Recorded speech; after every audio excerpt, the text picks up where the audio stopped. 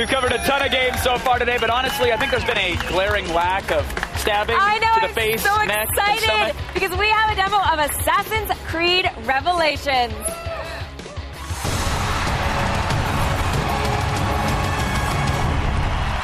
And joining us to walk us through Ezio's next adventure is Ubisoft creative director Alex Amancio, everybody.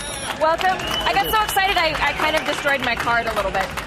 Okay, so Assassin's Creed, it's obviously a lot of it is about the story and how people connect with the story. So where does it take place in the timeline? It takes place after the events of Brotherhood. It's essentially set in Constantinople. So, in AC2, you saw, Ezio sort of born into the world of the Assassins. Brotherhood, he sort of takes up the flame of the Assassins in Rome, creates his own Brotherhood, and then he sort of leads them against Cesare Borgia. In this game, he's sort of in an inner quest searching for the forgotten knowledge left behind by Altair.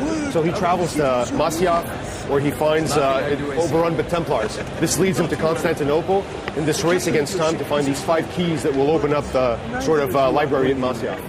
And how does the actual layout of Constantinople differ from Rome or Jerusalem? It's actually a very different city. We chose it for 2 reasons. First of all, it was the hub of the world at that era. It was sort of the New York of the era. Super varied, a lot of different peoples, architecture.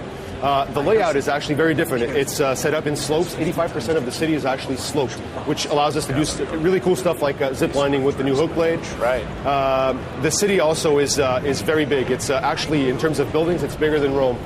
So Rome was just more spread out. This has actually more... It's denser. It's like a maze-like city. People love to get just lost in this city. Is the city hand-designed, or is it one of those things where you just say, okay, we're going to paint a large section here on the texture and say buildings are there? Or do the developers actually go in and place each building? And everything is placed by hand. We actually traveled twice to Constantinople to really get it right. We pride ourselves in being extremely historically accurate.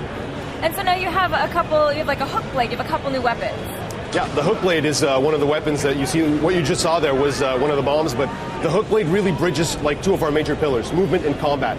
It makes you about 25 to 30% faster, plus it makes you deadlier than ever in combat. What you just saw here is sort of him vaulting over an enemy using the hook blade to sort of vault himself over.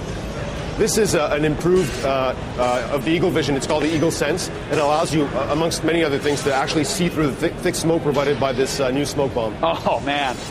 Yeah, a little backstab there. Very nice. He's not going to be okay. No, when the smoke clears, he'll be dead. And there he is. Besides the storyline quests, obviously there's a ton of side missions. Assassins is known for that. Yeah. Have those been revamped at all? Or? Yes, they have. We used to have what we called crowd missions. You have a highlighted character in the world, you go there, you interact with that character, he gives you a mission. We really wanted to make the city more immersive and more sort of organic, so we have now city events.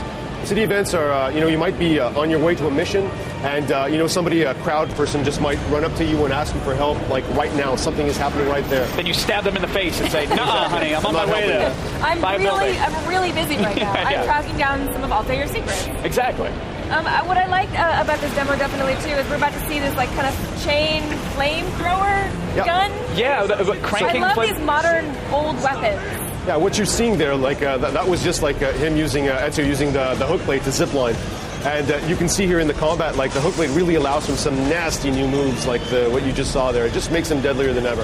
And the hook blade actually is what gives him the 25% movement bonus. Yeah, exactly. Exactly. Okay. What you're seeing there, you just saw one of the assassins, the local assassins of Constantinople run by. They can just come in and help you. Ezio is not the only sort of master assassin in this city. There's also Yusuf, who is an important ally, and he really helps you along, so he can send his assassins over to help you at any time also. And are we going to see some of the same sort of real estate mechanics that we saw in Brotherhood? Yes, you will. You'll have an upgraded version of that.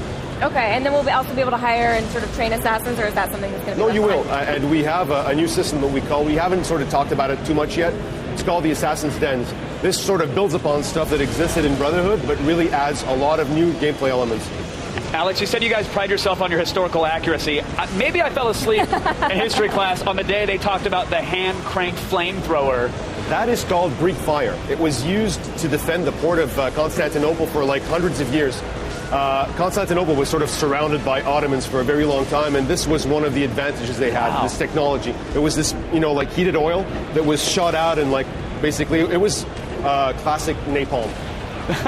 Greek napalm. That's awesome. All right, when are we going to be able to start jumping back into hay bales? Oh, you will be able to do that. Well, Do we know when? Do we have a date? Do we have a date? November 15th. November 15th. Yeah. Thank So you many so good much games for coming coming out. by. Thank you. Very Alex, thank you. excited. Appreciate it. Thank you.